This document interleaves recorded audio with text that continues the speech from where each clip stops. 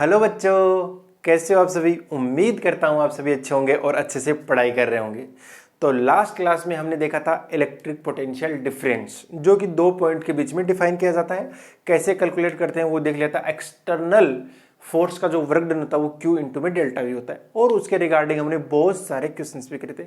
अगर कोई question pending रहता है या बच रहे हैं तो वो आगे कवर हो जाएगा। डोंट वरी, आपको चिंता करने की कोई भी जरूरत नहीं है।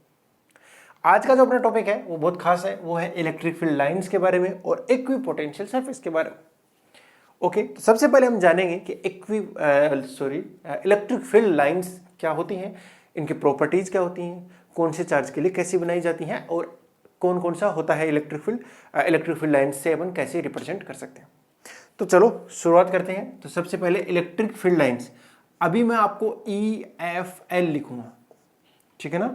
क्या लिखूंगा? EFL। देखो, EFL क्या होती है? 3D स्पेस के अंदर इमेजिनरी कर्व को क्या बोलते हैं? इमेजिनरी कर्व क्या बोलते हैं भैया? EFL। उन कर्व के ऊपर जो टेंजेंट बनाएंगे वो टेंजेंट इलेक्ट्रिक फील्ड की डायरेक्शन को रिप्रेजेंट करेगी। क्या होती है EFL? EFL होती है इमेजिनरी कर्व, ठीक है ना। इमेजिनरी कर्व होते हैं, जैसे मान लेते हैं ये कोई कर्व बन गया, ओके, इमेजिनरी कोई कर्व। हाँ, वास्तव में होंगे, होती कि नहीं होती? वास्तव में नहीं है कोई चीज़, है ना। इमेजिनरी, अभी बोल दिया मैंने इमेजिनरी कर्व है। तो इलेक्ट्रिक फील्ड लाइंस हमें किसके लिए बनानी है? इलेक्ट्रिक फील्ड के लिए। तो इलेक्ट्रिक फील्ड यहाँ पर अगर हम रख देंगे, क्या देंगे, मतलब यहाँ पे अगर हम टेंजेंट ड्रॉ करेंगे तो टेंजेंट कुछ ऐसे आएगी, और जो ये टेंजेंट होगी वो इलेक्ट्रिक फील्ड की डायरेक्शन को रिप्रेजेंट करेगी।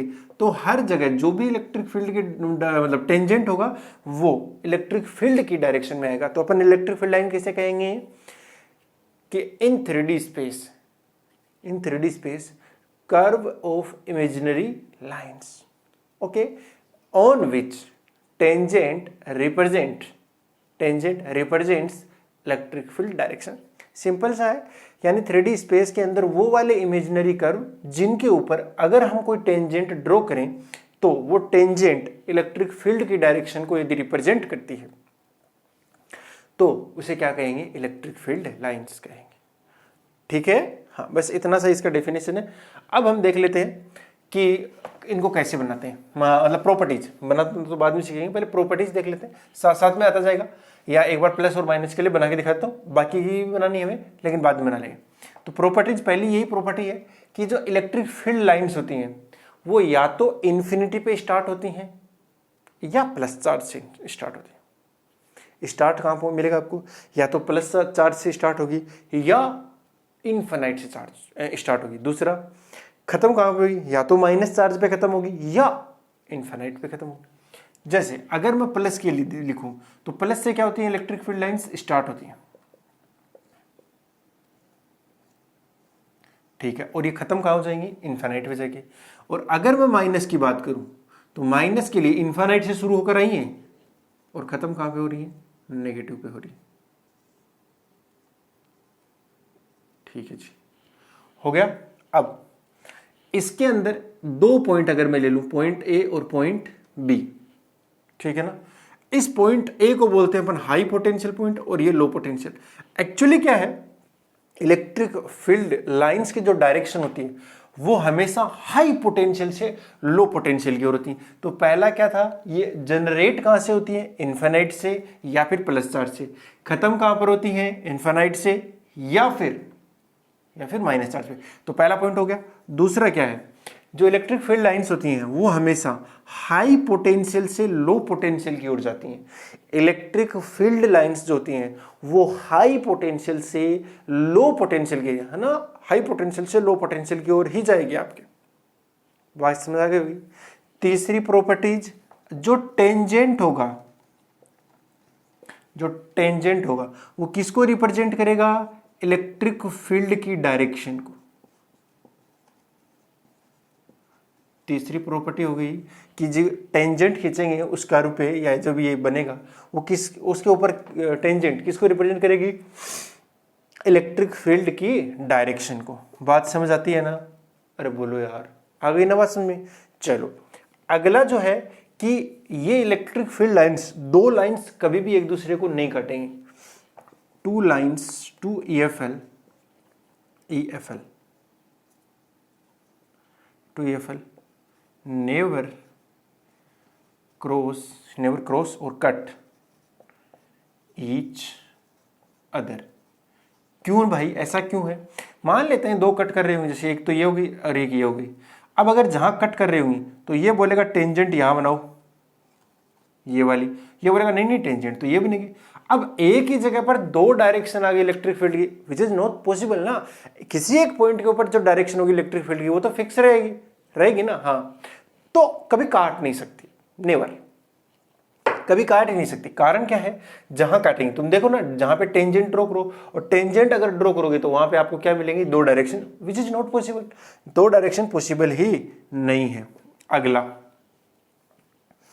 इलेक्ट्रिक फील्ड लाइंस कभी भी क्लोज लूप फॉर्म नहीं करती हैं, नेवर फॉर्म क्लोज लूप,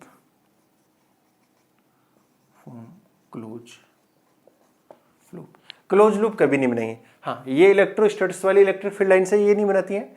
अगर इंड्यूस्ड इलेक्ट्रिक फील्ड की जो लाइंस होती हैं वो बना लेती हैं, ठीक है ना। हाँ, ये तो नहीं बनाएंगे, कभी भी नहीं बनाएंगे, नेवर फॉर्म्स क्लोज लूप, कभी भी आपको क्लोज लूप नहीं मिलेगा। छठा, अगर अपन प्लस क्यू चार्ज को रखें, अगर प्लस क्यू चार्ज को रखें तो वो किस डायरेक्शन में मूव करेगा या किधर मूव करेगा, जिस डायरेक्शन में इलेक्ट्रिक फील्ड लाइंस होंगी। एग्जैक्टली मूव नहीं करता, पहले बताता हूं। Plus Q charge electric field lines में यानी हाई पोटेंशियल से लो तो जाता है, बट एग्जैक्टली पाथ को फॉलो करे ये जरूरी नहीं है, ठीक है ना। हाँ, बट उसी के डायरेक्शन में जरूर जाती है, मतलब हाई पोटेंशियल से लो पोटेंशियल की ओर जाता है। जो प्लस क्यू चार्ज होता है वो किधर जाता है, हाई पोटेंशियल से लो पोटेंशियल, और माइनस चार्ज किधर जाता है, लो पोटेंशियल से हाई पोटेंशियल की ओर जाता है। ये आगे बात सुनिए। अगला है डेंसिटी वाला, कि अगर फील्ड लाइन की डेंसिटी जहां पर ज्यादा है वहां इलेक्ट्रिक फील्ड ज्यादा होगा। तो डेंसिटी प्रोपोर्शनल हो गया इलेक्ट्रिक फील्ड की इंटेंसिटी के। किसकी डेंसिटी, EFL डेंसिटी, ठीक है ना। इलेक्ट्रिक फील्ड लाइंस की जो डेंसिटी होती है वो प्रोपोर्शनल होती है इलेक्ट्रिक फील्ड इंटेंसिटी के, ठीक है भैया। इतनी बात समझ आई होगी आपको, अच्छे से आ रही होगी मेरे ख्याल से, इसमें कोई दिक्कत नहीं था। तो ये प्रॉपर्टीज होगी जो मोटा मोटा अपन को काम में आने वाली है, ठीक है ना। हाँ, ओके, अब कुछ एक क्वेश्चंस कर लेते हैं अपन, बस इनको ध्यान में रखना है। क्वेश्चन तो करेंगे, क्वेश्चन के पहले अपन थोड़ा सा और है जो पढ़ लेते हैं। वो क्या है बेटा, एक प्रॉपर्टी और भी है इसकी, कि जो EFL होती है वो इक्वी पोटेंशियल सरफेस को, अभी पढ़ा नहीं है बट आप ध्यान में रखिए, इक्वी पोटेंशियल सरफेस को ऑलवेज परपेंडिकुलर काटती है। सेवंथ हो गया ना। हाँ, EFL electric field line always cuts perpendicularly equipotential surface.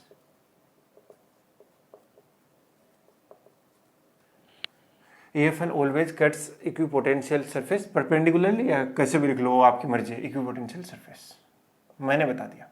अभी क्या होता है इक्विपोटेंशियल सरफेस आपको बताया नहीं, तो इतनी चिंता करने की जरूरत नहीं, मैं बता दूंगा थोड़ी देर में, ओके, आने वाला आज में। ओके, अब थोड़ा सा अपन इलेक्ट्रिक फील्ड लाइंस बना लेते हैं।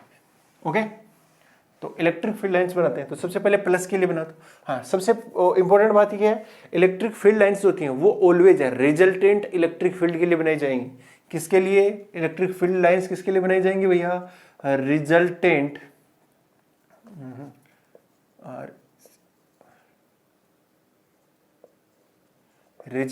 इलेक्ट्रिक फील्ड के लिए ड्रॉ करो। तो जैसे प्लस है उसके लिए ड्रॉ करो, तो प्लस के लिए क्या होगा भैया, ऐसा होगा।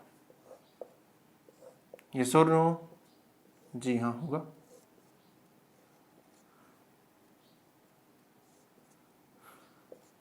अब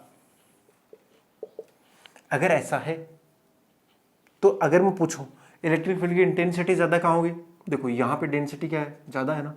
यहां दूर देखोगे डेंसिटी क्या होगी, कम होती जा रही है, डेंसिटी कम होती जा रही है। अच्छा, डेंसिटी कम तो इलेक्ट्रिक फील्ड की इंटेंसिटी भी कम, वही था, ठीक है। ये पॉइंट हाई पोटेंशियल का बनेगा, ये पॉइंट लो का बनेगा, क्योंकि हाई। तो यहाँ पे जो टेंजेंट खींची गई है वो टेंजेंट किसको रिप्रेजेंट करेगी, इलेक्ट्रिक फील्ड की डायरेक्शन को। ऐसी चीजें अपन देख सकते हैं प्रॉपर्टीज के हिसाब से। और माइनस वाले का हमने बना तो लिया ही है इसको, ये अंदर की ओर आएंगे सारी सारी, इसके सॉरी अंदर की ओर है, इसके अंदर ये वाला पॉइंट हाई पोटेंशियल बनेगा, ये लो बनेगा, हाई से लो की ओर आ रही है। ओके ठीक है जी।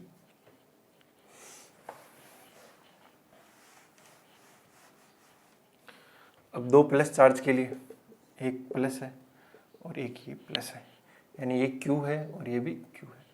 तो एग्जैक्टली इन दोनों को बनाना है, तो एग्जैक्टली इसके बीचों बीच इलेक्ट्रिक फील्ड क्या हो जाएगा, जीरो हो जाएगा। अगर इलेक्ट्रिक फील्ड जीरो है तो यहाँ से निकलेंगे बाहर की ओर, यहाँ से भी निकलेंगे बाहर की ओर, यहाँ थोड़ा रिपल्सिव टाइप में होने लग जाएंगे फिर।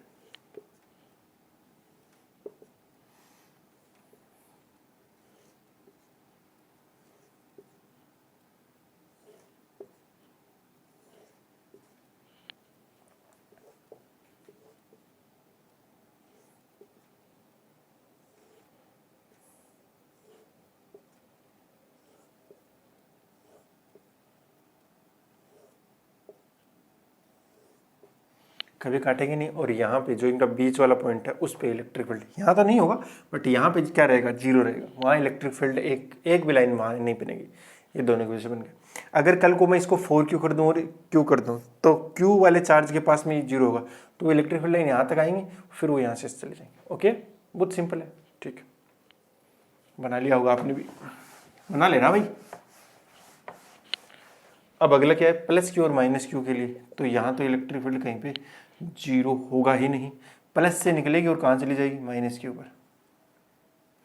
अब देखो कोई बच्चा सोचे कि ये देखो ये क्लोज लूप बन गया सर, मैं इधर इधर से ये बना दूँ। क्लोज लूप नहीं बनाया बेटा, ये यहाँ शुरू हुई और यहाँ पे ख़त्म हो गई, है ना, यहाँ से शुरू हुई यहाँ पे ख़त्म हो गई, बस क्लोज लूप नहीं है। इसको क्लोज लूप कहना गलती हुई।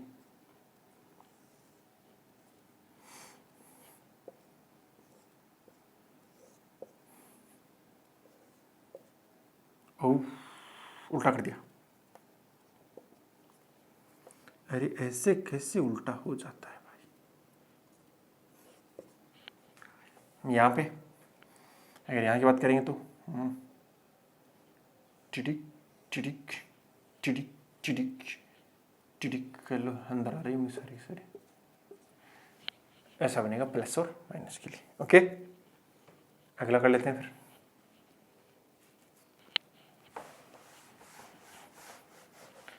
तीन चार्ज हैं,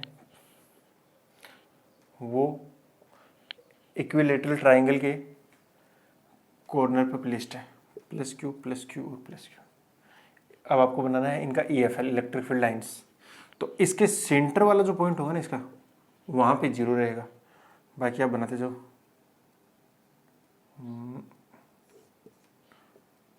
थोड़ा थोड़ा आइडिया लग जाएगा। देखो सबसे पहले लाइन ऐसे बना देना, फिर जो भी हो यहाँ से निकलने वाली लाइन्स को ऐसे बनाना, ऐसे घुमा घुमा के, और ये भी इधर से आएंगे ऐसे, थोड़ा और ऐसे जाएगा ये पास से, ये वाली लाइन्स ऐसे,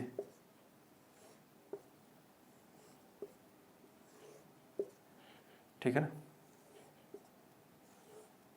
ऐसे बना देना। थोड़ा ठीक नहीं बना मेरे से, बट ये आप समझ आइए कि यहीं पे आपका इलेक्ट्रिक फील्ड जीरो होगा, बाकी हर जगह इलेक्ट्रिक फील्ड लाइन्स आएंगी। ओके बेटा, हाँ समझ गए होंगे मेरे ख्याल से आप मेरे वाली बात। ठीक है भाई, बढ़िया।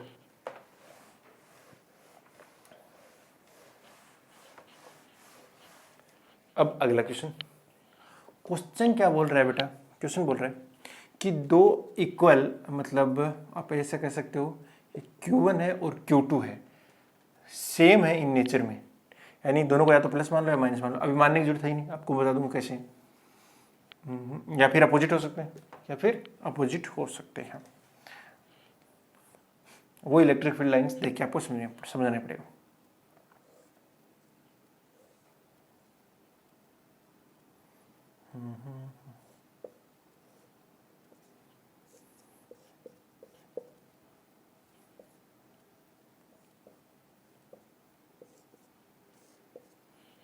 अब आपको ये बताना है कि एक मेरे पास में चार्ज है Q, ठीक है ना, Q चार्ज। इस Q चार्ज को कहाँ पे रखना चाहिए ताकि इसके ऊपर फोर्स की वैल्यू क्या हो जाए, जीरो। फोर्स कितना हो जाएगा इस पे, जीरो। फोर्स का मतलब क्या है, Q तो खुद का है लेकिन E जीरो जाए, यानी इस लाइन के ऊपर आपको कहाँ रखूं मैं ताकि इलेक्ट्रिक फील्ड 0 हो जाए। अच्छा ये प्रश्न है, तो सीधी बात है ये प्लस वाला होगा और ये माइनस वाला होगा। और मैंने बताया था, ऑप्शन बताऊं कैसे है? ऑप्शन ऐसे है, Q1 के लेफ्ट साइड में, Q1 के लेफ्ट साइड में या राइट साइड में, Q2 के लेफ्ट साइड में या राइट साइड में, बताओ कहाँ रखना है। अब आप बोलोगे सर Q1 के राइट और Q2 का लेफ्ट एक ही बात हो गया ना। हाँ, ऑप्शन ऐसा भी दे रखा है कि Q1 के राइट साइड में और Q1 के समीप यानी क्लोज, Q2 के लेफ्ट और Q2 के क्लोज, ऐसे ऑप्शन है ना। हाँ अब बताइए, देखो इन दोनों के बीच में, ये तो प्लस है माइनस है, कभी भी इलेक्ट्रिक फील्ड 0 होगा नहीं, तो बीच में रखना मूर्खता है। और ये Q2, इनमें से ये पता चल जाए कि मैग्नीट्यूड किसका ज्यादा है, तो मैग्नीट्यूड उसका ज्यादा होगा जिसके पास में इलेक्ट्रिक फील्ड लाइंस ज्यादा होंगी। किसके पास है इलेक्ट्रिक फील्ड लाइंस ज्यादा? इसकी Q1 के पास ज्यादा है, देखो कितनी सारी इलेक्ट्रिक फील्ड लाइंस है, तो यानी Q1 का मैग्नीट्यूड ज्यादा है भैया। मैग्नीट्यूड की अगर बात करोगे तो किसका ज्यादा होगा? Q1 का। अगर Q1 का ज्यादा है तो इधर रखने का कोई फायदा नहीं है, हमेशा कम वाले के पास रखते हैं, ये तो मैंने पहले बताया था। और बीच में रख नहीं सकते तो कहां रखना पड़ेगा? यहाँ, यानी Q2 के राइट साइड में, right of Q2, right side of Q2, right side of Q2 कहीं ना कहीं आप ऐसी जगह जरूर मिलेगी जहां पे इलेक्ट्रिक फील्ड क्या मिलेगा आपको? ZERO, 0, बिकॉज यहां इनका मैग्नीट्यूड भी क्या है? अलग अलग है। ओके चलो इसको नोट कर लीजिए, फिर आप फिर आगे कहानी करते हैं।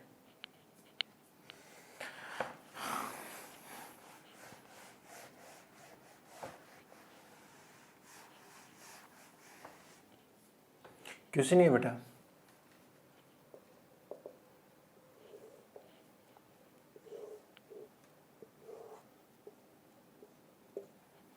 दो पॉइंट है A एंड P, आपको बताना है इन दोनों पॉइंट में से इलेक्ट्रिक फील्ड की इंटेंसिटी कहाँ पे ज़्यादा होगी और इलेक्ट्रिक पोटेंशियल कहाँ पे था, यानी कंपेयर करना है आपको। Compare electric field and potential at points A and B। A और B के ऊपर आपको इलेक्ट्रिक फील्ड और पोटेंशियल को कंपेयर करना। बताओ कहाँ पे ज़्यादा आएगा? जहां पे डेंसिटी ज्यादा होती है इलेक्ट्रिक फील्ड अपने आप ज्यादा होते हैं। यहां देखो ज्यादा है ना इलेक्ट्रिक फील्ड, इतने से एरिया में, यहां तो एक ही है, यहां 3 आ गई, तो यहां डेंसिटी ज्यादा है। अगर डेंसिटी ज्यादा है तो इलेक्ट्रिक फील्ड किसका ज्यादा होगा? बी का ज्यादा होगा ए की तुलना में। बात समझ आ रही होगी। इलेक्ट्रिक पोटेंशियल भैया ऐसे ही इस पे निर्भर नहीं करता डेंसिटी पे, वो करता है कि इलेक्ट्रिक फील्ड लाइंस जो होती है वो हाई पोटेंशियल से लो पोटेंशियल की हो जाती है। इसका मतलब ये इधर से इधर जा रही है, तो ये हाई पोटेंशियल हुआ और ये क्या हो गया? लो। अरे नहीं सुन, ये हाई पोटेंशियल हो गया और ये क्या हो गया? Low potential. तो पोटेंशियल किसका ज्यादा होगा? ए का ज्यादा होगा। किससे? बी से। आ गई होगी बात समझ? ओ बहुत बढ़िया, बहुत बढ़िया। अगर इसी क्वेश्चन को मैं फेरी लगा दूं, मतलब जो ये एरो है ना उनको फेरी लगा दूं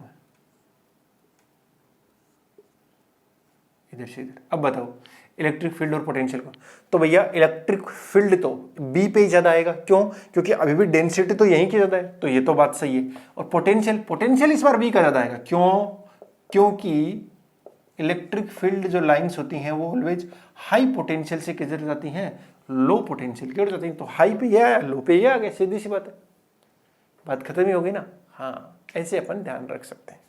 ओके भैया, ठीक है जी, नोट करते जाना यार। हाँ यूट्यूब वाले मेरे प्यारे प्यारे बच्चों, नोट जरूर कर लेना। अब मुझे ये बताइए, हाँ दो चीज़ होती है, एक होता है यूनिफॉर्म इलेक्ट्रिक फील्ड यानी uniform electric field lines, uniform electric field lines, और दूसरा होता है non uniform electric field lines. देखो किसे कहते हैं यूनिफॉर्म इलेक्ट्रिक फील्ड लाइंस या इलेक्ट्रिक फील्ड? ऐसा इलेक्ट्रिक फील्ड जिसमें डायरेक्शन एंड मैग्नीट्यूड दोनों ही क्या होनी चाहिए? Constant. Both direction and magnitude of electric field lines, electric force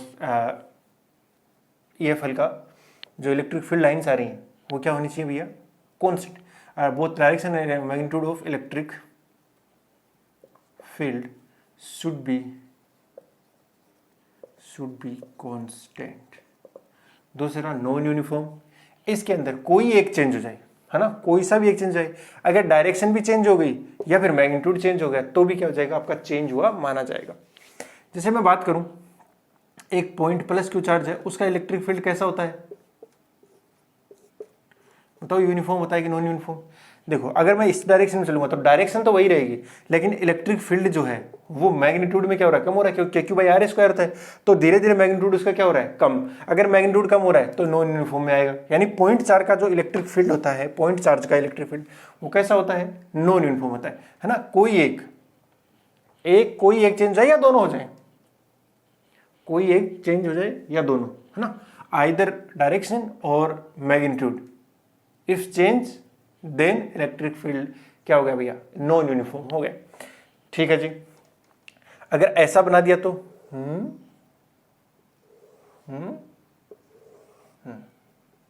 ये देखो दोनों सबके बीच का सेपरेशन हमेशा सेम रह रहा है, ये इलेक्ट्रिक फील्ड है, ऐसा इस तरीके का इलेक्ट्रिक फील्ड है। ओके सर कोई प्रॉब्लम नहीं है, बताओ यूनिफॉर्म है कि नॉन यूनिफॉर्म? या नॉन यूनिफॉर्म है, क्यों? पिछला भी नॉन यूनिफॉर्म था, ये भी कैसा है, नॉन यूनिफॉर्म। कैसे भैया? ऐसा है सर कि इन सब का मैग्नीट्यूड तो हर जगह सेम है, बट डायरेक्शन देखो, यहाँ पे इलेक्ट्रिक फील्ड की डायरेक्शन ये आ रही है, यहाँ पे ये वाली डायरेक्शन आ रही है। अरे वेक्टर है ना, डायरेक्शन चेंज होगी तो वो नॉन यूनिफॉर्म नहीं है, फिर यूनिफॉर्म नहीं है, वो कौन सा है, नॉन यूनिफॉर्म है। ओके ठीक है जी। तो यूनिफॉर्म कैसा होगा, यूनिफॉर्म बना देता हूं मैं।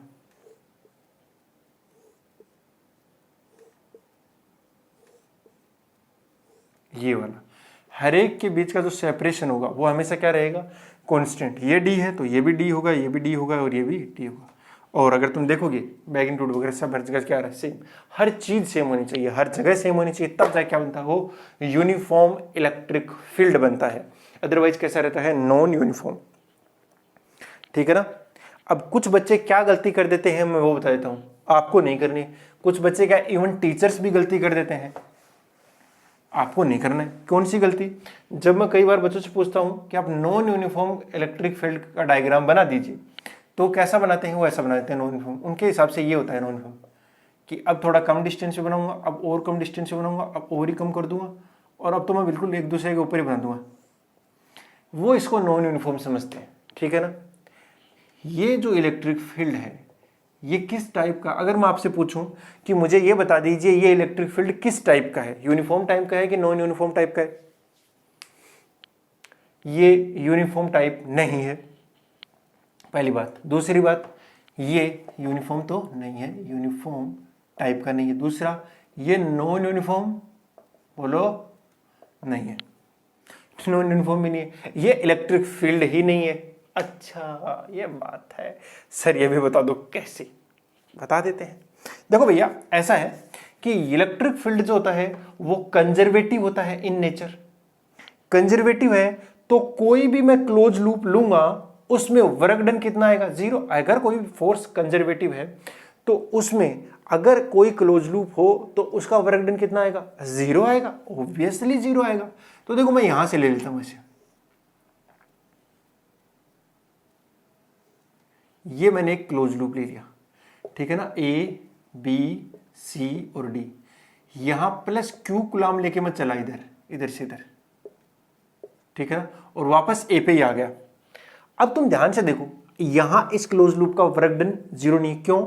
जब यहां ए से बी गया तो देखो ए और बी ये वाले में वर्क डन होगा, क्योंकि फोर्स इनटू में क्या हो गया, फोर्स इनटू में डिस्प्लेसमेंट, वर्क डन आएगा, कुछ ना कुछ वर्क डन तो आएगा ही। ठीक है, ये वाला क्या है, फोर्स इस डायरेक्शन में, डिस्प्लेसमेंट इस डायरेक्शन में, तो जीरो आएगा वर्क डन। ठीक है जी। इस बार यहां लग रहा है फोर्स इस डायरेक्शन में, डिस्प्लेसमेंट, तो माइनस आएगा, इसमें जीरो है, इसमें प्लस है, इसमें माइनस है, बट दोनों जगह इक्वल नहीं है, क्योंकि यहां का जो ई है वो कम है और यहां का जो ई है ज्यादा है। यहां देखो डेंसिटी ज्यादा है तो यहां का इलेक्ट्रिक फील्ड क्या हो गया, ज्यादा, और यहां का क्या हो गया, कम।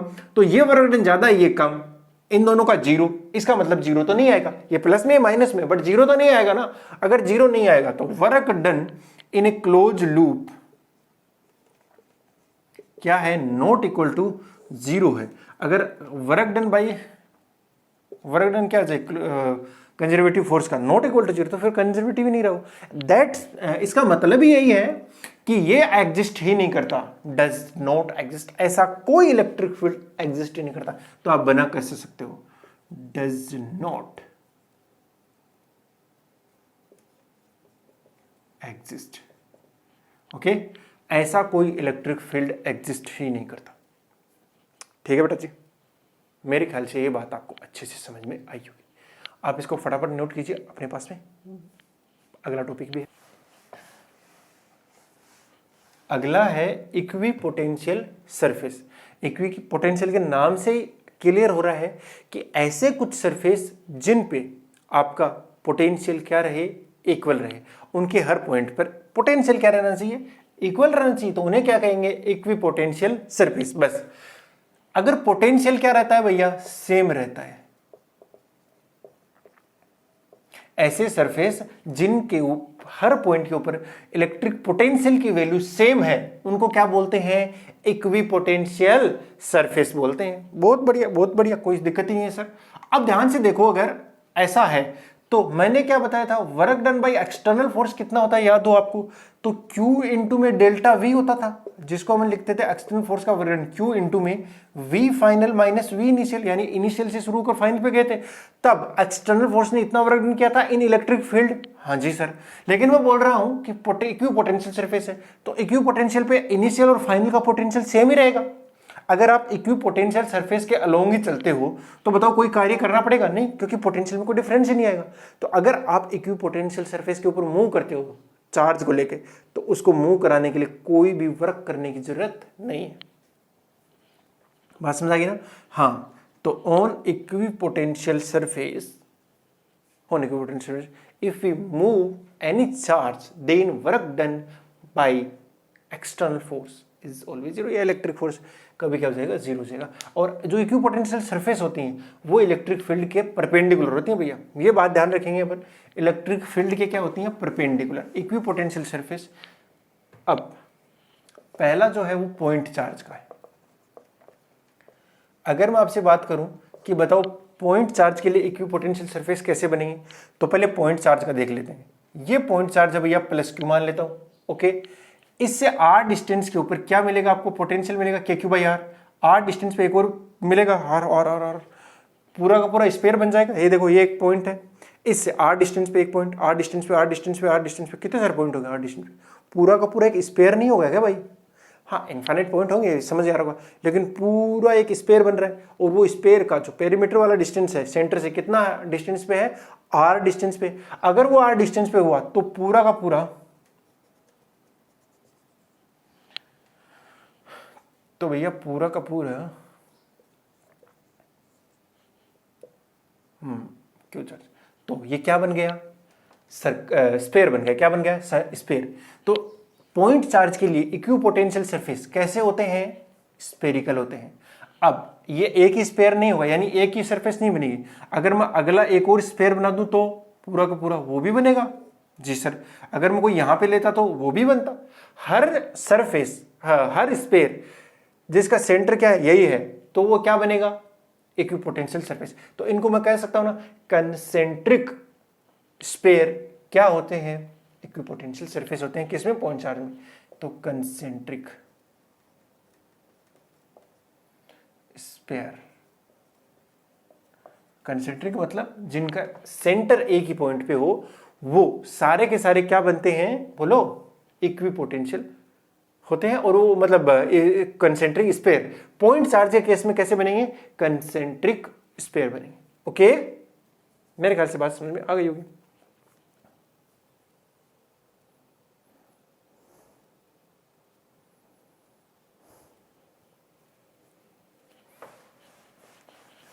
अगला है ड्यू टू, आपको बताना है due to infinite length wire, है ना, मतलब इक्वी पोटेंशियल सरफेस। अब मैं लिख रहा हूं equipotential surface due to infinite length wire. तो इनफाइनाइट लेंथ वायर ले लिया,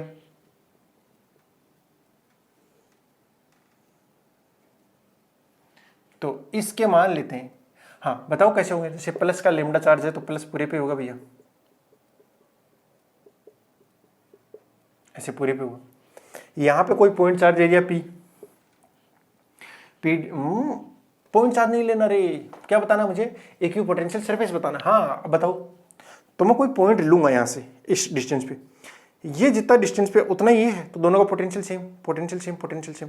एक सर्कल बन गया चारों तरफ। एक सर्कल क्यों बन गया? इस सर्कल के नीचे वाला पॉइंट भी तो इससे r डिस्टेंस पे है, क्योंकि ये तो इनफाइनाइट लेंथ का है ना, तो हर पॉइंट मिड पॉइंट बनेगा। तो यानी ये वाला आप देखो ना, मेरा हाथ दिखाई दे रहा है, इस ये पूरा पूरा ऐसे कैसा बन रहा है? कैसा बन रहा है? सिलेंडर बन रहा है। कैसा बन रहा है? एक सिलेंडर।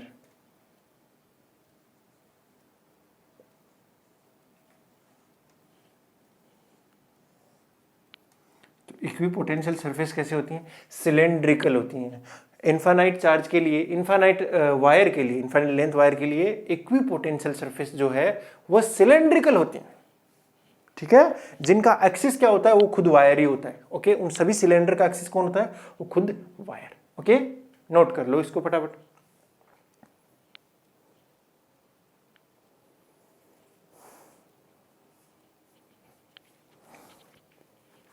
ठीक है, अगला, अगर यूनिफॉर्म इलेक्ट्रिक फील्ड के लिए बनाना हो तो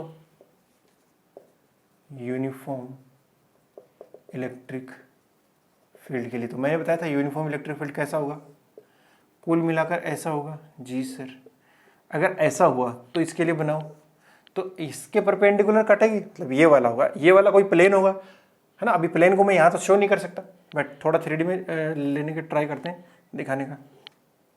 ये एक प्लेन हो गया, ये क्या है? इनके परपेंडिकुलरली जा रहा है, मतलब ये लाइंस जो हैं वो इस प्लेन के परपेंडिकुलर जा रही हैं, तो इक्विपोटेंशियल, यानी इनमें आप कहीं भी मूव कर लो, आपको कोई कार्य करने की जरूरत ना है। कोई दूसरा अगर ले लोगे तो वो भी ऐसा ही आएगा। ओके, अरे ठीक है भाई,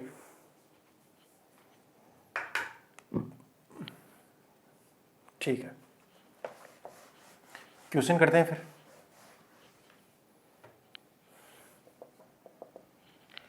क्वेश्चन ये है बेटा कि मेरे पास में कुछ एक इक्विपोटेंशियल सरफेस है, जैसे ये है 10 वोल्ट की, ये है 20 वोल्ट की, ये है 30 वोल्ट की, ये है 1 2 3, ये एक्स एक्सिस मान लेते हैं जो सेंटीमीटर में गिवन है, और यहाँ आपका पोटेंशियल है। ठीक है ना। आपको बताना find electric field, find electric field, ये इक्विपोटेंशियल सरफेस गिवन है। अच्छा, इक्विपोटेंशियल सरफेस है तो ये 30 वोल्ट, ये 20। अरे सर, पहली बात तो इलेक्ट्रिक फील्ड जो हाई पोटेंशियल से लो जाएगा, तो ये हाई हो गया, ये लो गया, कुल मिला के इधर से इधर जाएगा। जी सर, इलेक्ट्रिक फील्ड जाएगा। दूसरी बात, इनके परपेंडिकुलर ही होगा। हाँ होगा, तो यानी ये एंगल 90 डिग्री। ओह, एक क्वेश्चन मतलब ये वाला एंगल और दिया हुआ बेटा 30 डिग्री है। ठीक है ना, ये एंगल गिवन है। मतलब अब आपको बताना है, अगर ट्राई करना चाहो तो पोज करके ट्राई कर सकते हो, वरना आप देखते चाहिए क्वेश्चन क्या बोल रहा है बेटा। अब आपको इलेक्ट्रिक फील्ड बताना है, ये एंगल 30 डिग्री है, ये डिस्टेंस है सेंटीमीटर में, बढ़िया सब गिवन है, तो कर ले, बिल्कुल कर लेना चाहिए। तो मुझे बता सकते हो ये वाला डिस्टेंस कितना है? 1 है, तो ये बता सकते हो कि ये कितना आएगा, बिकॉज ये एंगल कितना है? 30 डिग्री है, और ये 60 हो जाएगा, ये 90 हो गया, इतना ही है। जी सर, तो ये डी कितना आया? अगर ध्यान से देखोगे तो ये 60 डिग्री हो गया, ये 90 के सामने वाला हाइपोटेनस बन गया, तो हाइपोटेनस कितना हो गया? 1। अरे नहीं हो गया, थोड़ा अगर बड़ा बनाऊंगा तो ऐसा बन जाएगा, ये 90 डिग्री है, फेल है ना, 90 डिग्री है, ये 60 है, ये 30 है, ये डी मुझे निकालना है। और ये कितना है भैया? ये 1 सेंटीमीटर है, बता दो। 1 cos 60 हो गया, बिल्कुल 1 cos 60 डी आएगा, तो डी की वैल्यू कितनी आएगी? 1 cos 60। अगर आप cos 60 लगाओगे तो आ जाएगा, थोड़ा सा तो ट्रिगो लगाना ही पड़ेगा, तो डी की वैल्यू आ गई 1/2 सेंटीमीटर। ठीक है ना, डी की वैल्यू आ गई 1/2 सेंटीमीटर। और ये यूनिफॉर्म इलेक्ट्रिक फील्ड है, इसलिए मैं कह सकता हूं कि V बराबर क्या हो जाएगा? -E.D हो जाएगा। बोलो, अरे होता ही है, लेकिन मुझे ये चाहिए ही नहीं। चाहिए क्या? नहीं चाहिए मुझे। तो मुझे एक तो चाहिए मैग्नीट्यूड, हाँ एक चाहिए क्या? मैग्नीट्यूड चाहिए। दूसरा क्या चाहिए? डायरेक्शन। तो इलेक्ट्रिक फील्ड का मैग्नीट्यूड निकालने के लिए पोटेंशियल डिफरेंस कितने का है? 10 का है, इक्वल टू कितना हो जाएगा? E इंटू में D। तो E की वैल्यू कितनी हो जाएगी? 10 डिवाइड बाई D कितना है? 1/2 सेंटीमीटर, 1/2 सेंटीमीटर, तो सेंटीमीटर को मीटर में कन्वर्ट कर दो, तो E इक्वल टू कितना हो जाएगा? 20 इंटू 10⁻², 2000 आ गया, तो E आ गया 2000 वोल्ट पर मीटर। Okay cool. तो ये ई की वैल्यू आ गई। अब डायरेक्शन भी पता लग जाएगी, तो डायरेक्शन तो यही है ना, यही है ना ये वाला, तो इसका यूनिट वेक्टर निकाल दो, इसी की डायरेक्शन में आ जाएगा। निकाल देते हैं। तो ई बराबर आएगा ई नोट, डायरेक्शन आ जाएगी, डायरेक्शन वेक्टर में लिखता हूँ, मान लेते हैं डी कैप। तो पहले डी तो पता लगे, ये वाला डी पता लगा लो। तो ये डी कितना आएगा भाई, ये आएगा डी कोस 60 माइनस आई कैप, तो माइनस डी कोस 60 आई कैप, और प्लस का आएगा डी साइन 60, डी साइन 60 जे कैप। तो डी इक्वल टू कितना हो गया, डी की वैल्यू ऐसे 1 सेंटीमीटर, ध्यान रखना। हाँ, ये हो जाएगा 1/2, तो माइनस का 0.5 आई कैप, ये हो जाएगा प्लस का √3/2, तो इसको 1/2 पढ़ा लेने दो एक बार, √3/2 जे कैप। अगर यूनिट वेक्टर है तो डी के अंदर किसका डिवाइड करना पड़ेगा, बोलो डी के अंदर किसका, इसके मैग्नीट्यूड का। इसका मैग्नीट्यूड निकालना वो 1 ही आएगा, मुझे तो दिख रहा है। इसका कितना हो जाएगा 1/4, 3/4, बिल्कुल इसका मैग्नीट्यूड कितना है, 1 ही आ रहा है। नहीं भैया 1 नहीं आएगा, क्योंकि डी एक्चुअली 1 नहीं है ना, डी की वैल्यू हमने 1 रख दी, तो डी आएगा। एक बार डी मान लेता हूँ, कितना डी, डी ऊपर होगा ना, डी की वैल्यू हमने निकाल रखी है, 1/2 सेंटीमीटर है। ओके ओके, तो यहाँ से डी कॉमन ले लो। ओके, डी कॉमन आ गया। उसके बाद जो बचेगा, उसके बाद क्या बच जाएगा, वो बचेगा आई कैप माइनस आई कैप प्लस जे कैप, यहाँ /2, यहाँ √3/2 जे कैप, डिवाइड बाई कितना कर दो, 1 ना, बिकॉज उसका मैग्नीट्यूड कितना है 1, और डी की वैल्यू रख दो 1/2 सेंटीमीटर। ओके, तो ठीक है, फिर हो गया। फिर आपका इलेक्ट्रिक फील्ड जो आएगा वो कितना जाएगा, 2000 इंटू में डायरेक्शन आ गई, डी की वैल्यू पुट करो, डी की वैल्यू कितनी है 1/2 इंटू 10⁻², साथ ही साथ डायरेक्शन आ जाएगी अच्छा 2 बाहर ले लो, एक और 2 बाहर ले लो, 1/2 कितना बच गया फिर, माइनस आई कैप प्लस √3 जे कैप, खत्म कहानी। चलो बढ़िया, ये आएगा इसका फाइनल आंसर। थोड़ा और कैलकुलेशन हो जाएगा, बट कोई समस्या वाली बात नहीं है। ओके, चलो नोट कर लो फिर, कर लिया। अगला क्वेश्चन करें।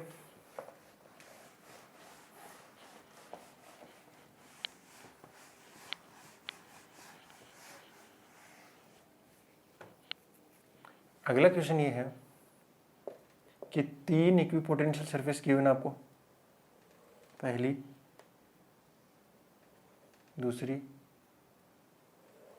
तीसरी। ये है 20 वोल्ट, 40 वोल्ट और ये 60 वोल्ट। 2 पॉइंट गिवन है ए एंड बी। आपको बताना है इलेक्ट्रिक फील्ड किस पे ज़्यादा होगा, ए पे ज़्यादा होगा कि बी पे ज़्यादा। तो कंपेयर, क्या कंपेयर करना है, electric field at point A and B. तो ए एंड बी के ऊपर आपको इलेक्ट्रिक फील्ड क्या करना है, कंपेयर करना है। बताओ किस पे ज़्यादा आएगा, बस यही बताना है। बहुत सिंपल है बेटा। अगर तुम ध्यान से देखोगे तो इलेक्ट्रिक फील्ड जो है वो हाई पोटेंशियल से लो जाएगा, तो हाई तो वो रहेगा, लो ये रहा, तो इलेक्ट्रिक फील्ड और हमेशा इनके परपेंडिकुलर ही आएगा। तो यहाँ ऐसा बनेगा, यानी हर जगह कितना होगा, वो परपेंडिकुलर ही होगा बेटा। ठीक है, हाई से हाई पोटेंशियल से लो पोटेंशियल, ठीक है। और यहाँ भी कैसा बनेगा, ऐसा ही बनेगा। देखो ये ए के ऊपर कंपेयर करना है, तो इन दोनों के बीच में पोटेंशियल डिफरेंस 20 वोल्ट का है, और इन दोनों पॉइंट के बीच का पोटेंशियल डिफरेंस कितने का है, 20। आप बताना चाहो बता सकते हो पोज करके, कोई दिक्कत वाली बात नहीं है। हाँ, ध्यान से देखो, इन दोनों पॉइंट के बीच में पोटेंशियल डिफरेंस 20, इनके बीच का पोटेंशियल डिफरेंस 20। तो वर्क डन एट ए और बी इक्वली हो गया। किसी चार्ज को मूव कराओ, मूव कराओ, अगर यहां मूव कराओगे तो Q × delta V, Q × delta V same ही आ रहा है। वर्क डन सेम आ गया। वर्क डन होता क्या है वैसे, फोर्स इंटू डिस्प्लेसमेंट, बोलो तो एफ ए इंटू में D A, F B into में डी बी। अब बताओ, ये डिस्प्लेसमेंट कम है और ये डिस्प्लेसमेंट ज्यादा है, तो ए का डिस्प्लेसमेंट कम, बी का डिस्प्लेसमेंट ज्यादा। अब देखो दोनों का मल्टीप्लाई कांस्टेंट है, इसका मतलब ये कम है तो ये चीज क्या हो गई, ज्यादा, ये ज्यादा है तो ये कम हो गया। तो ए के ऊपर फोर्स ज्यादा लगा। फोर्स ज्यादा कब लग सकता है, जब इलेक्ट्रिक फील्ड की इंटेंसिटी ही क्या हो, ज्यादा हो। तो ए के ऊपर इलेक्ट्रिक फील्ड की इंटेंसिटी पक्की बात है ज्यादा होगी। हमने पता लगा लिया। ओके, ठीक है बेटा, नोट कर लीजिए आप इसको।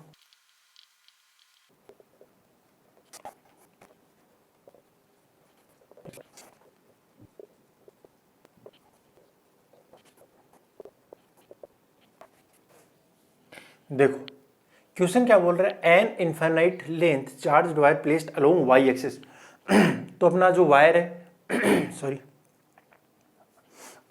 अपना जो वायर है वो वाई एक्सिस के अलोंग प्लेस्ड है और उसके ऊपर जो लीनियर चार्ज डेंसिटी है वो कितनी है, प्लस के लेमडा है। ओके आपको क्या फाइंड करना है, potential difference between point A and B.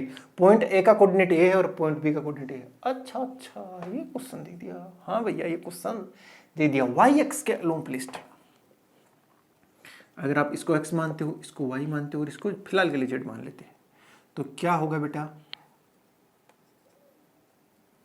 तो क्या होगा, कुछ भी नहीं होगा। कुछ भी नहीं कैसे, देखो सर ये y एक्सिस है, मुझे बताओ ये पॉइंट A जो है इसकी y एक्सिस से दूरी कितनी है, डिस्टेंस कितना है। तो distance of point A from y axis, क्योंकि जो वायर है वही है y एक्सिस के अलोंग। तो पहले मैं निकाल लेता हूं डिस्टेंस A की, निकालो। तो देखो √3 का स्क्वायर प्लस 4 का स्क्वायर, अरे 5 तो मतलब y हो गया ना, तो y कोऑर्डिनेट कितना हो जाएगा, वही 5 बन जाएगा।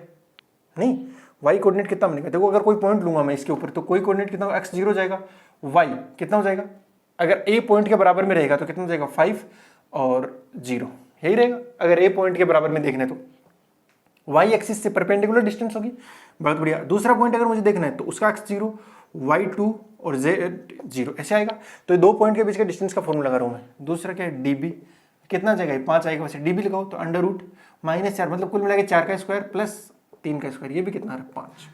यानी दोनों पॉइंट y एक्सिस से सेम डिस्टेंस पे रहे।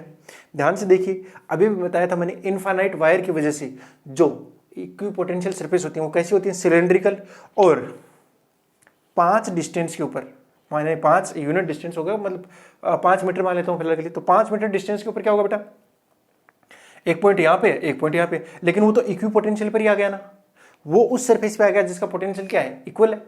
यानी उन पोटेंशियल डिफरेंस कितना हो गया 0, क्योंकि दोनों की डिस्टेंस सेम है, इसलिए पोटेंशियल डिफरेंस कितना आएगा बेटा, वो आएगा ZeRO 0। अच्छा क्वेश्चन था वैसे, ओके ज्यादा सोचना नहीं था, इतना सही दिमाग लगाना था। ठीक है, कर लिया नोट, आगे बढ़े।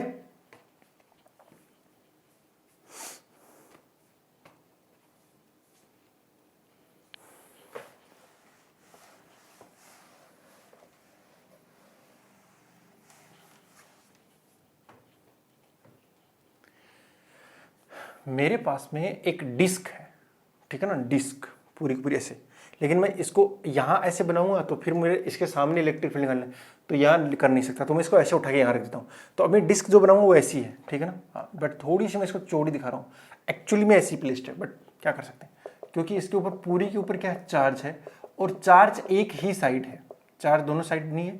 चार्ज डेंसिटी गिवन है सिग्मा, एक ही साइड है, नॉन कंडक्टिंग है वैसे, इसलिए दोनों साइड नहीं है, ठीक है।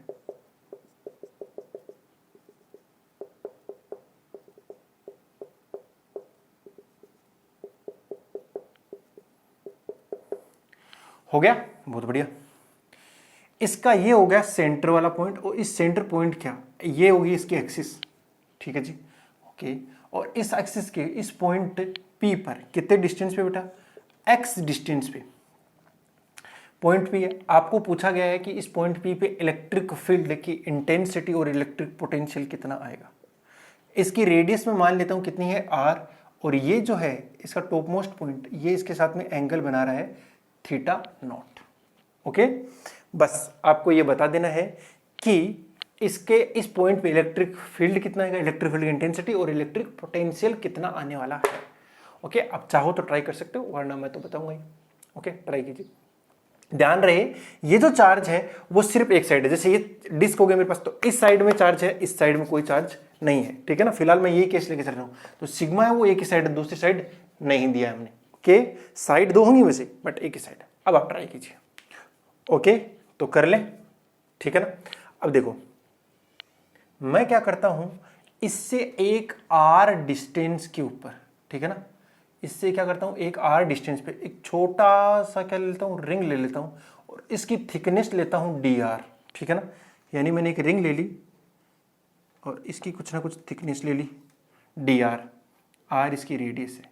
ओके, तो ये रिंग बन गई, अरे बोलो ये रिंग बनी ना, जी हाँ सर रिंग बन गई। अब इस रिंग की कि रिंग के एक्सिस पे ये पॉइंट P है, तो इस रिंग की वजह से इलेक्ट्रिक फील्ड आएगा। हाँ, इसका थिकनेस कितना ले लिया, dr आएगा।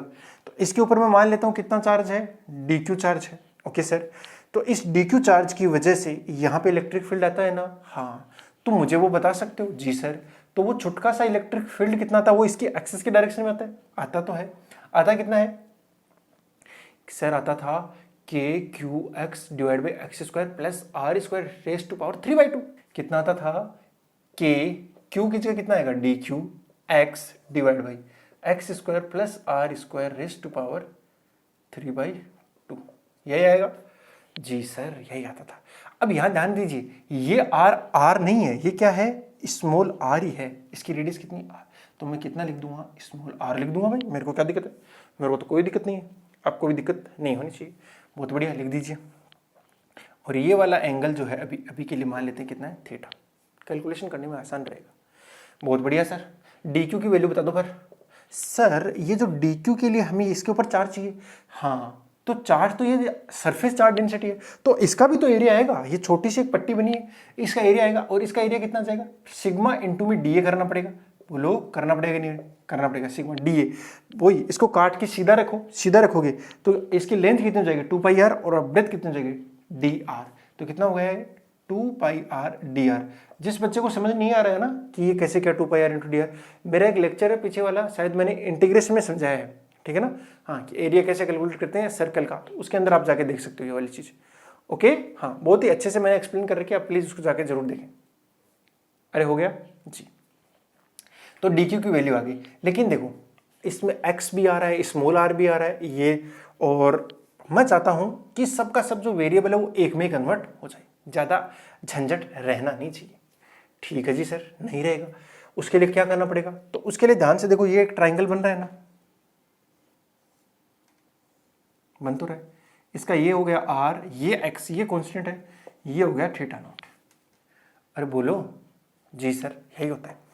ठीक है, मुझे मान बता दीजिए, फिर कन्वर्ट तो करना पड़ेगा, सीधी सी बात है। तो x square plus r square, x tan theta देखो, वैसे टेन थीटा लिखो इसके अंदर, टेन थीटा नोट नहीं बेटा, थीटा नोट तो ये टेन थी, ये जस्ट थीटा होगा। तो टेन थीटा इक्वल टू कितना हो गया, आर अपॉन में एक्स। तो आर की वैल्यू कितनी आ गई, एक्स टेन थीटा। बढ़िया है, बढ़िया है, कोई समस्या नहीं है। तो x square plus r square कितना बनेगा, तो x square plus r square बनेगा x square tan square theta.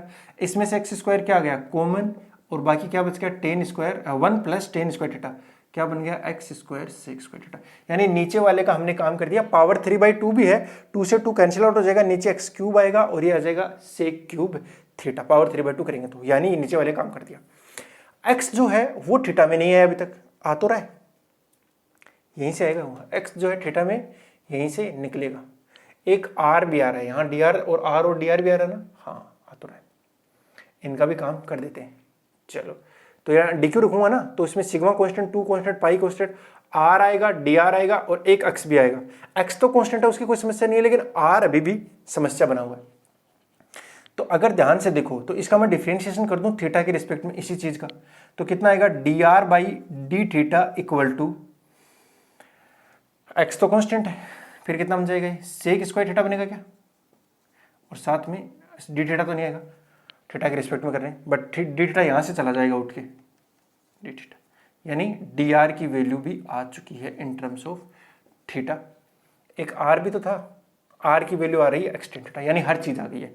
चलो, तो डी ई इक्वल टू कितना बनेगा, मैं हर एक चीज की वैल्यू लिख देता हूँ वैसे, के डी क्यू कितना है, डी क्यू है सिग्मा इंटू 2πr, आर की वैल्यू मुझे थीटा के टर्म्स में रखनी है, तो कितना हो जाएगा, x tan theta, 2πr into में डी आर की भी रखनी है मुझे इन टर्म्स ऑफ थीटा, तो डी आर की रखो, डी आर कितना है, x sec square theta d theta. बढ़िया सर, यानी मैंने इसकी वैल्यू पुट कर दी, साथ में लास्ट में क्या गया, x, okay sir, divided by ये क्या बन गया, x square plus r square की वैल्यू बनी है x square sec square theta, इसकी पावर 3/2 करोगे तो 2 से 2 कैंसिल हो गया, पावर 3 आएगा, कितना आएगा ये, x cube sec cube theta.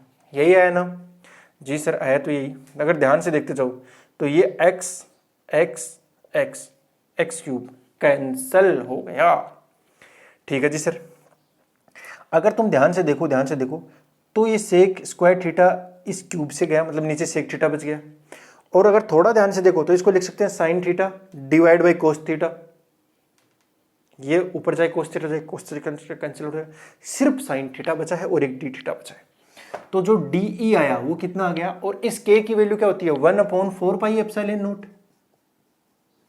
बोलो 1/4 पाई एप्सिलॉन नॉट इंटू में 2 पाई रह गया, एक सिग्मा रह गया, 2 पाई रह गया, सिग्मा रह गया, बाकी यहां क्या रहा है साइन थीटा बचेगा। यस, थोड़ा ऊपर चला, यहां बचेगा साइन थीटा और एक डी थीटा, इसका इंटीग्रेशन कर देना है।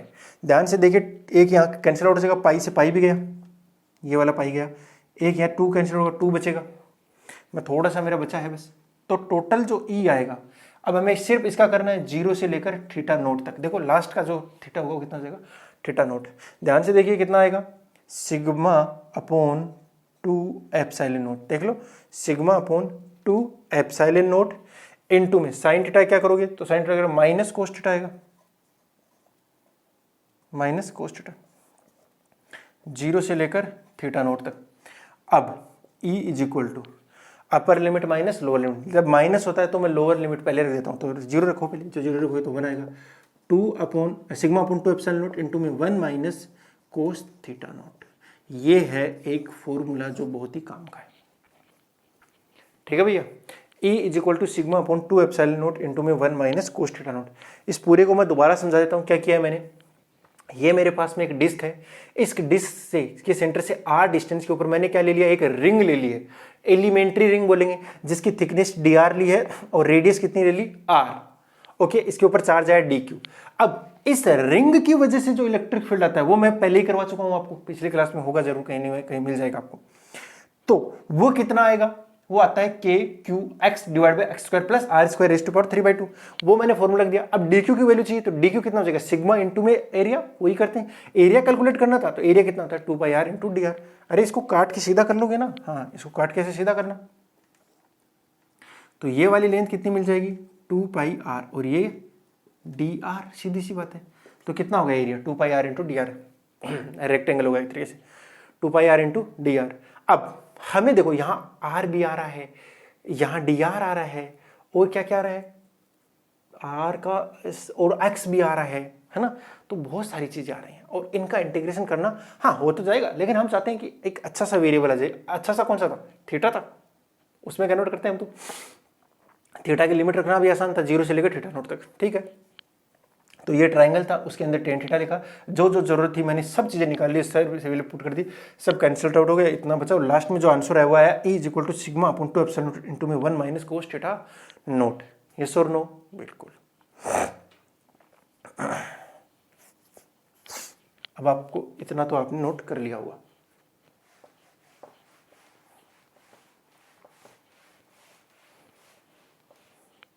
अब देखिए थोड़ा ध्यान से,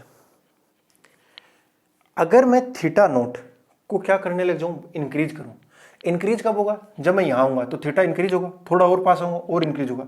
या ऐसा करूं मैं इसका साइज बढ़ाते जाऊं, यानी डिस्क को बढ़ाते कितना कर दूं इनफाइनाइट लेंथ एंड ब्रेथ, यानी इनफाइनाइट एरिया क्या कर दूं, एक सीट बना दूं, बहुत बड़ी सीट बना दूं। दो तरीके हो सकते हैं, जैसे ये वाली है तो मैं भी हूं तो कोई ना कोई एंगल बनेगा, मैं इसके पास जाऊंगा एकदम पास चला जाऊंगा तो मेरे को तो ये इनफाइनाइट लेंथ की लगेगी ना, क्योंकि एंगल ऑलमोस्ट कितना हो जाएगा 90 डिग्री के आसपास चला जाएगा। हाँ, तो जब कोस थीटा यानी थीटा नोट कितना हो जाए 90 डिग्री, इसको बोलते हैं अपन एक बहुत बड़ी सीट बना ली हमने, बहुत बड़ी सीट। या ऐसा कह सकते हैं कि सीट का बिल्कुल पास वाला पॉइंट, ऐसा कह सकते हैं। या तो हमने सीट बहुत ज्यादा बड़ी बना ली, या सीट के बिल्कुल पास वाला पॉइंट, बिल्कुल पास वाला पॉइंट, उस पे थीटा के नोट कितना होगा 90 डिग्री। तो वहां पे E इक्वल टू कितना होगा sigma upon 2 epsilon naught into में 1 माइनस कोस 90, ये 0 हो गया, 1 माइनस 0 1 बचेगा, कितना आएगा सिग्मा अपॉन 2 एप्सिलॉन नोट। ये इतना आया। और ये जो इलेक्ट्रिक फील्ड है इसको बोलते हैं यूनिफॉर्म, कोई एक्स का टर्म नहीं है ना, यूनिफॉर्म इलेक्ट्रिक फील्ड, कोई एक्स का टर्म नहीं है भाई साहब। तो ये इनफाइनाइट सीट की वजह से जो इलेक्ट्रिक फील्ड आता है वो कैसा होता है यूनिफॉर्म होता है। ठीक है ना, नेचर में यूनिफॉर्म होता है। ओके, बहुत बढ़िया। अब पोटेंशियल निकालना है, सेम टू सेम काम करना है, सेम टू सेम काम करना है कि आपको सबसे पहले किसका पता होना चाहिए, एक रिंग का, उसका इंटीग्रेशन कर दो। तो पोटेंशियल के लिए कर दूं काम, उसके लिए जल्दी हो जाएगा। पोटेंशियल के लिए तो मुझे डीवी पता करना पड़ेगा पहले रिंग के लिए। तो रिंग के लिए कितना हो जाएगा बोलो, के क्यू डिवाइड बाई ये वाले डिस्टेंस चाहिए मुझे, तो सिर्फ ये वाले डिस्टेंस से मतलब और कोई मतलब ही नहीं है। और ये वाली डिस्टेंस कितनी आएगी, अंडर रूट, बोलो under root r square plus x square, as simple as that. अब अगेन इसके अंदर ये वाली चीज कितनी बन जाएगी भैया, r square plus x square, tan theta वाले टर्म में बन तो रही है डी क्यू। वैसे डी क्यू की वैल्यू सब वैल्यू पुट करो वैसे, के इंटू में सिग्मा इंटू में 2 pi r d r divide by under root r square plus x square. Okay, values put करने की कोशिश करते हैं थोड़ी सी, ये डी वी है। हाँ तो ये याद रहेगा ना, यूनिफॉर्म इलेक्ट्रिक फील्ड आ गया। मैं इसको इरेज कर रहा हूँ अभी, ये वाली चीज़ को जो मुझे चाहिए नहीं। ठीक है, थोड़ा सा वापस से कर लेते हैं। तो देखो x r is equal to क्या आएगा, r by x is equal to tan theta. तो आर इक्वल टू आ गया x tan theta, r square plus x square कितना हो जाएगा, ये आपका बनेगा x square sec square theta. ठीक है, नीचे वाला क्या बन गया, x square sec square theta, बहुत बढ़िया। साथ ही साथ में आर की वैल्यू आ गई एक्स टेन थीटा, आर की वैल्यू, और डी आर की वैल्यू निकालनी है तो कितना हो जाएगा, x sec square theta d theta. तो पुट कर देता हूँ d v is equal to k की वैल्यू होती है 1/4 बाई एप्सिलॉन नोट, उससे वो कैंसिल आउट हो जाएगा, नीचे बचेगा कितना 2, तो सिग्मा अपॉन 2 एप्सिलॉन नोट। एक तो क्या बच गया, सिग्मा अपॉन 2 एप्सिलॉन नोट। अरे यस और नो यार, ये 2 पाई से कैंसिल आउट हो गए। आर की वैल्यू रखो, तो आर की वैल्यू कितनी है, एक्स टेन थीटा, बढ़िया है सर। डी आर की वैल्यू रखो, तो डी आर की वैल्यू कितनी है, x sec square theta d theta, बढ़िया है सर।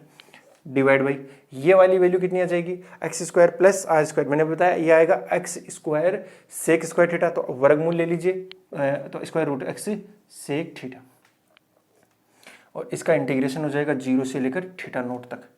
थोड़ा ध्यान से अगर देखोगे ना, तो एक सेक थीटा से सेक थीटा गया, एक अक्स से अक्स भी गया, और क्या गया भाई, और तो कुछ गया नहीं, कुछ नहीं गया।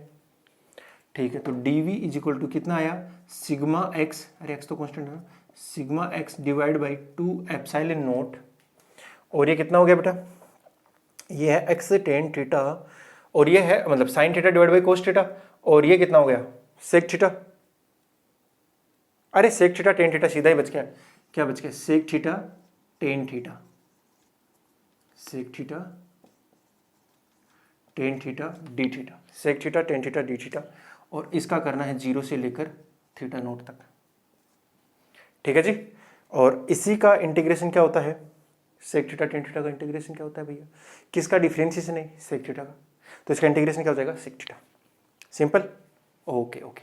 तो मैं अब इसको इरेज कर रहा हूँ भैया, मुझे जरूरत ना है इसके। तो ये कितना आएगा, v equal to sigma x upon में 2 एप्सिलॉन नोट इन 2 में, ये कितना बनेगा, सेक थीटा, और upper limit minus lower limit, तो अपर लिमिट हो जाएगी sec theta naught minus lower limit, क्योंकि सेक 0 कितना होता है, 1 होता है। बढ़िया, बस ये आंसर आ जाएगा। ओके, बस यही है। अब देखो ये जो इलेक्ट्रिक फील्ड आया था वो कैसा आया था, यूनिफॉर्म इलेक्ट्रिक फील्ड आया था ना। हाँ, तो इसके लिए इक्विपोटेंशियल सरफेस कैसी होंगी, ये प्लेन वाली शेप में होंगी, और सारी की सारी परपेंडिकुलर जा रही होंगी। जैसे अगर ये इनफाइनाइट वाली शीट मान लो, तो इक्विपोटेंशियल सरफेस कहाँ से जाएंगी, ये से जाएंगी, सड़ा सड़ा। ठीक है भैया, ये चार्ज एक ही साइड है, अगर चार्ज दोनों साइड होगा तो अलग केस बनेगा, उसके अंदर अपन दोनों को जोड़ देंगे। ठीक है ना, बस इतना ही काम करेंगे। हाँ, यहाँ सिग्मा 1 प्लस सिग्मा 2 हो जाएगा फिर। ओके, जैसे मैं मान लेता हूँ कि एक कोई सीट है इस तरीके से, ठीक है, उसके इस साइड में है प्लस का सिग्मा 1, और इस साइड में है सिग्मा 2, प्लस का हो माइनस का कोई फर्क नहीं पड़ता। तो यहाँ सिग्मा की जगह क्या रख देंगे, सिग्मा 1 प्लस सिग्मा 2, बस काम खत्म। ओके बेटा, मेरे ख्याल से आज आपको बहुत अच्छे समझ में आया, काफी पढ़ लिया हमने, इस चीज को बहुत अच्छे देख लेना भाई, ठीक है ना। हाँ, काम आता है ये चीज। ओके, हाँ ठीक है, चलो बेटा, अगर आपको आज की क्लास बहुत अच्छे से समझ में आई होगी तो आपको बहुत ज़्यादा फायदा मिलने वाला आगे आने वाली क्लासेस के अंदर। ओके, अगली क्लास से शायद अपन इलेक्ट्रिक पोटेंशियल एनर्जी शुरू कर देंगे, तो उससे पहले आप पूरा जितना अभी तक मैंने पढ़ा दिया है उसको एक बार फिर से रिवाइज कर लीजिए। ओके, चलो बेटा, wishing you all the very best. मिलते हैं नेक्स्ट क्लास में, तब तक के लिए बाय, जय हिंद।